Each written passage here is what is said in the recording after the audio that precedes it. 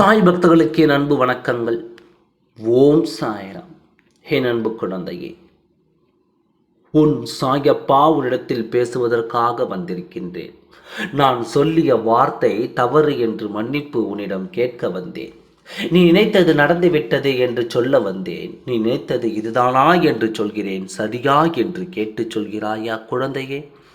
நான் உன்னிடத்தில் இன்று மன்னிப்பு கேட்க விரும்பும் செய்தி என்ன தெரியுமா? உன் வாழ்க்கை துணை பற்றிய ஒரு செய்தியை நான் மாறுதலாக சொல்லிவிட்டேன். நான் சொல்லும் போதும் உன் மனதில் தோன்றிய ஒன்றுதான் இப்போது சரியாக நடந்திருக்கிறது. அதனால்தான் உன் சாயப்பா உன்னிடத்தில் மன்னிப்பு கேட்டுவிட்டு செல்ல வந்தேன்.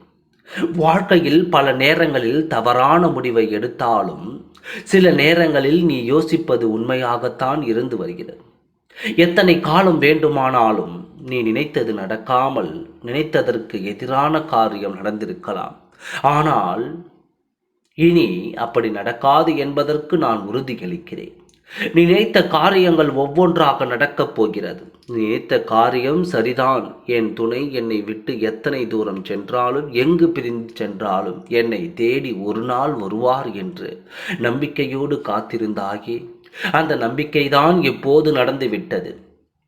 உன் வாழ்க்கையில் நல்ல காரியம் இன்று நடக்கப் போகிறது. அது உன்னுடைய எண்ணத்திற்கு பரிசாக கிடைக்கப் போகிறது. நல்லதை நினைத்தாய் அல்லவா? நல்லது இப்போது உனக்கு கிடைக்கப் போகிறது.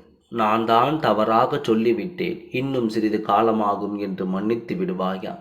உன் சாயப்பாவை இதோ உன் துணை இன்று மாலைக்குள் உன்னை தேடி வந்து விடுவார்.